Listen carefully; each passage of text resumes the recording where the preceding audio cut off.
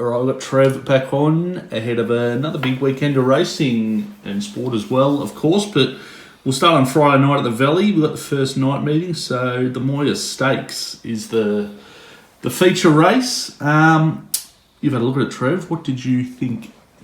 It's a good one. I'm not sure if it's a traditional Group 1, but it's not a bad race. I thought it was, even. I thought there was sort of 5 chances in the race. Yeah. I don't think it's sort of clear cut. I thought there was a few chances in the race. Yeah, so the market at the moment, Paul Ogle, $4 from Rothfire at $4.40, Zoo Style 7, Generation 850. So, it's like a lot of these. They seem basically a little bit like B grade sprint races, and all the good ones seem to be staying in Sydney. Yeah, I thought that. I thought Rothfire was entitled to be favourite. So I think I've got it a little bit longer than the market. It was sort of solid the other day. Maps to get a good run. There'll be good speed in the race, and I think he'll just sort of trail the speed. Yep. And then I thought the other one was Generation. I thought it was not bad odds.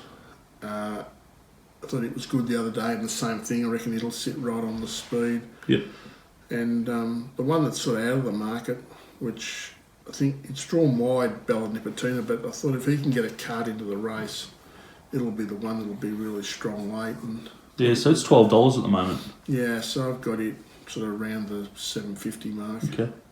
Yeah, out in Barrier 11. Yeah, Palili, it's got one really big figure, but that was sort of 1,300 metres, and sort of first up and probably sit midfield, probably with the Joe McDonald factor. Maybe that's why it's just a bit short of the market, but I sort of had it sort of about the same price as Generation and Bella Nipotina. Okay. No worries. So possibly a bit of value with Bella Nipotina. Yeah, I definitely think. Yeah, especially if it's a bit hard to call the track right now. Yeah. The rail stays in the true. Traditionally, this meeting the rail's been out. It was out 4 metres last year. Last meeting it was in the true. It was a Mad Leaders track, but it had been out the previous 2 meetings. So now we've sort of had 3 meetings, and it's been in all different positions. I was going to say it's been different this year. How they usually do it. It's been sort of 5-3 and true, or 3-5 and true. Yep. And then the other thing will be, I think there's showers predicted sort of from Friday afternoon into Friday night. So as we saw with Saturday and Sunday's racing, if you get them during the meeting, the tracks deteriorate rather quickly. Yeah, just with the horses getting into it at the same time. Yeah, and then the water can sit. The water can sit in the hoof prints and things like that, and then sort of takes a bit of time to soak in. So it's you sort of got to sort of keep your powder dry a little bit with the meeting. Yeah, we've had last few weeks now. We've had a fair few wet tracks, haven't we? Yeah, it just seems to be one of those things, and then according to the weather people, I think it's going to be an abnormally wet, summer. Yeah. Down the east coast, so we'll just have to put up with it, I suppose. Fair enough. You had a look at another couple of races too. It's the JRA Cup over the Cox Plate trip. Great House $3.80 from Desert Icon $4.40 and Mac Ram $4.60. What did you think here? I like Mac Ram here. We black booked it out of the last weekend. I thought it was good at Flemington. I was sort of looking for it possibly at Flemington again, but just hoping with the camber it can track nicely into the race at Moonee Valley. Okay. I thought it sprinted really quickly last start, and then it looked like it was sort of floating a bit late. I think maybe down the track they might put blinkers on it, might fire it up a bit more. And I just think because it was off for 35 days, it just might have just peaked on its run a little bit.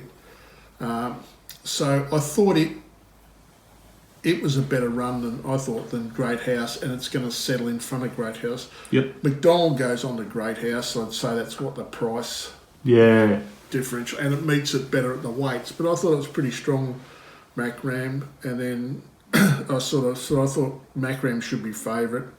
from Great House and Desert Icon. Desert Icons was better last start on the back up, and now it's fourth up, and it did win fourth up last prep, producing a peak figure, and it'll settle in front of the other two. So I thought there's basically three hopes. Yeah. But I was sort of happy backing Macram, and I'd be happy sort of backing Macram and Desert Icon to beat sort of Great House, who I think will be sort of at least second last or last in the run. Yeah, okay, yeah, it's interesting. And the last race on the card is the Stock Stakes over the mile.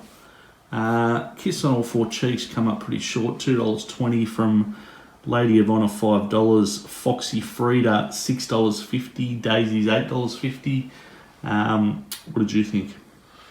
Some similar. The thing with this race is Lady of Honour leads, and Skyhorse goes forward, and then there's hardly any. Sione goes forward, and then most of the others are midfield to get back horses. I thought he'd probably go forward on Kiss on All Four Cheeks, because otherwise he's just going to have to go back beyond midfield, and so I thought it was the horse to beat. The only proviso is you wouldn't want the track too wet for it. I think, it won nice the other day, but Zara thought its wheels were spinning a little bit.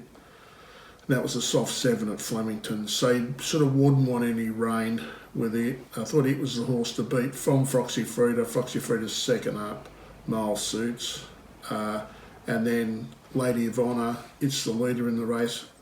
Goes to 1600 for the first time, but it has been quite sort of strong at 1400, and then sort of Daisies is probably the next pick. It's just drawn inside again. It drew sort of inside first up, didn't have a lot of room, and maybe might get a similar run here. But there's probably just the four hopes, and if the track was sort of dry-ish, I sort of could entertain Kiss on All Four Cheeks at sort of, $2.70, something like that, if it got out a bit. Okay, so need to get out a bit, but perhaps a little bit of value elsewhere. Looks like a decent meeting overall. Traditionally it is, yeah. Traditionally it's a good meeting. It's, as I say, the first of the night meetings, and sort of you get a bit better quality horse.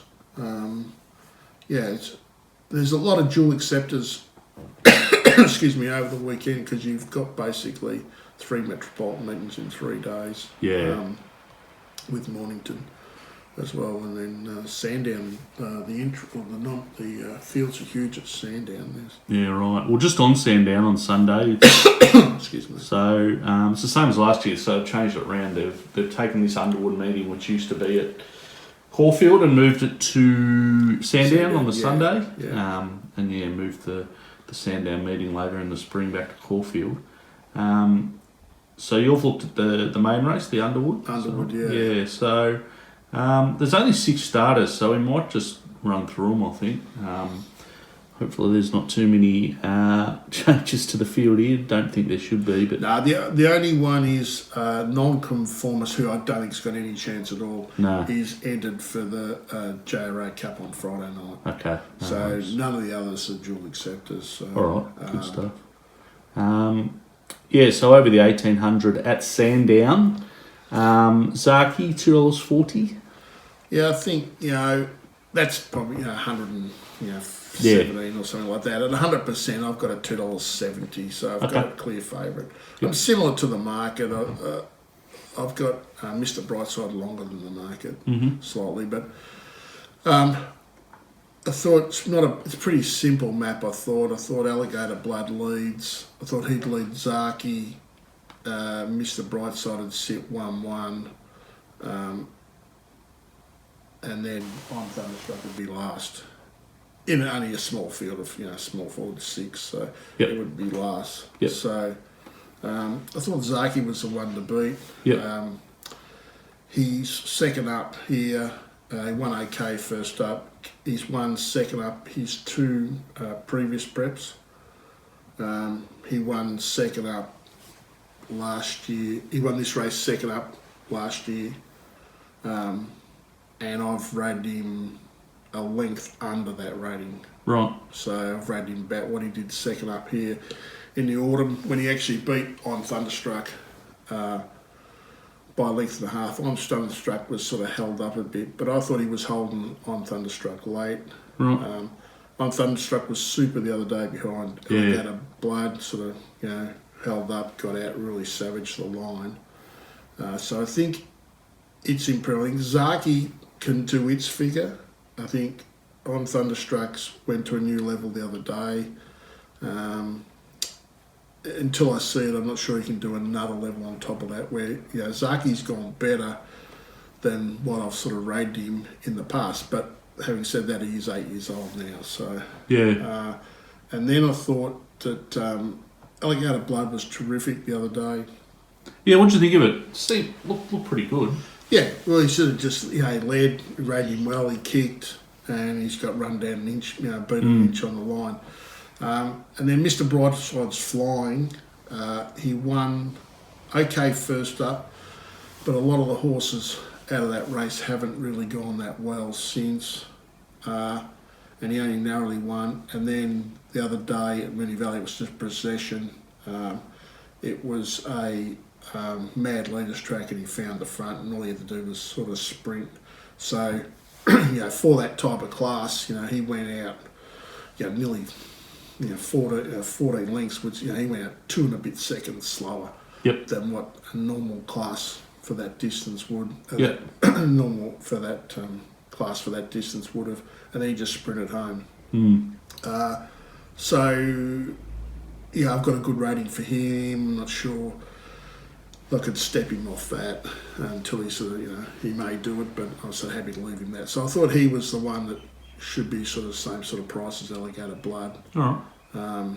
And then I thought Zaki should be favourite from On Thunderstruck, and then the other two should be equal. And Mo'unga's got Nash, but sort of been going terrible. And he'd sat in the 1-1 the other day and got beat 3 lengths.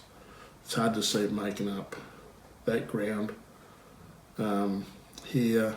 So, I thought it was an outlier. Hasn't won since it won sort of first up at the start of it's 2 preps ago. Yep. So I was happy with, I thought it was, 30 plus chance, and non-conformists, I thought he'd struggle here at Weight for Age. It's a bit more racing, so I didn't think he'd had any chance. Fair enough. So only 6 of them, but 4 pretty decent chances. Yeah, so I think that's why they've sort of left it in, it's a league of the quaddie normally. Yeah. These sort of races sometimes they don't run it as a league of the quaddie, but I think it'll be, it's a good betting race. I think it'll be a good race. Hopefully the track's quite good, and there's sort of no biases, and the track's not too wet, and we can use this form going forward, because unfortunately we haven't been able. I don't think we'll be able to use the form from last Saturday going forward or Sunday. So run on abnormally wet tracks. So hopefully we can learn something out of this meeting and go forward. All right, Saturdays. It's a metro meeting at Mornington. Are you going to have a good look at it? We'll look at it. So there won't be the full service. It'll just be a bit like what I do with provincial meetings during the week. So I plan on looking at it. I was sort of going to get Moonee Valley done and Sandown first, and then I'll sort of look at it. And it again is another, they're sort of reasonable races. There's some reasonable class races. Looking at without doing the form. Hopefully we've got some bets there. So hopefully we can find some bets there and sit down and enjoy a good game of footy. Got a tip in the footy? Swans, $2.56 plus 11.5. Sounds all right. I would have thought so. I hate the Cats. Fair enough. All right. Well, big weekend ahead. So, we look forward to both Friday night. A bit of a look at Saturday and Sunday as well. So, thanks for that, Trev. We'll catch up next week. Great. Thanks, mate. Thank you.